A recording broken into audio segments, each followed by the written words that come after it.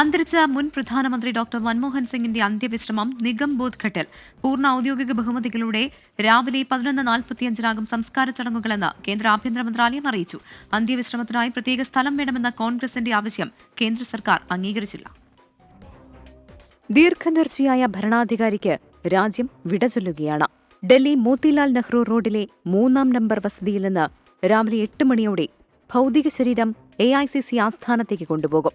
8:30 മുതൽ 9:30 വരെ പാർട്ടി ആസ്ഥാനത്ത് പൊതുദർശനം.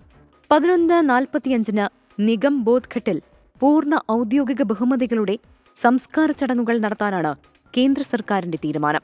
ഡോക്ടർ മൻമോഹൻ സിംഗിന്റെ അന്ത്യവിശ്രമത്തിനായി രാജ്ഘട്ടിന് സമീപം പ്രത്യേക സ്ഥലം വേണമെന്നാവശ്യപ്പെട്ട് കോൺഗ്രസ് പ്രധാനമന്ത്രിയെയും പ്രതിരോധ മന്ത്രിയെയും സമീപിച്ചു. കോൺഗ്രസിന്റെ ഈ ആവശ്യം പരിഗണിക്കാതെയാണ് നിഗം ബോധ് ഘട്ടിൽ സംസ്കാര ചടങ്ങ് നിശ്ചയിച്ചത്. രാഷ്ട്രപതി ദ്രൗപദി മുർമു, ഉപരാഷ്ട്രപതി ജഗ്ദീപ് ധൻകർ, പ്രധാനമന്ത്രി നരേന്ദ്രമോദി തുടങ്ങിയവർ വീട്ടിലെത്തി ഡോക്ടർ മൻമോഹൻ സിംഗിന് അന്ത്യാഞ്ജലി അർപ്പിച്ചു.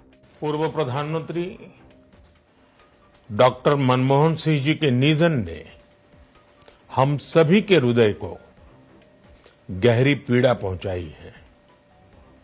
उनका जाना एक राष्ट्र के रूप में भी हमारे लिए बहुत बड़ी क्षति है.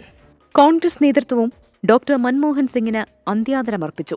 AICC അധ്യക്ഷൻ മല്ലികാർജുൻ ഖർഗെ, സോണിയാഗാന്ധി, രാഹുൽ ഗാന്ധി, പ്രിയങ്ക ഗാന്ധി തുടങ്ങിയ കോൺഗ്രസ് നേതാക്കൾ പ്രിയ നേതാവിന് വിടചൊല്ലാനെത്തി.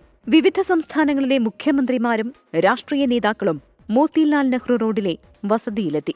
പ്രത്യേക പ്രവർത്തക സമിതി യോഗം ചേർന്ന് മൻമോഹൻ സിംഗിന് കോൺഗ്രസ് അനുശോചനമറിയിച്ചു. ലോക നേതാക്കളും ഡോക്ടർ മൻമോഹൻ സിംഗിന്റെ വേർപാടിൽ ദുഃഖം രേഖപ്പെടുത്തി. 24 ഡൽഹി.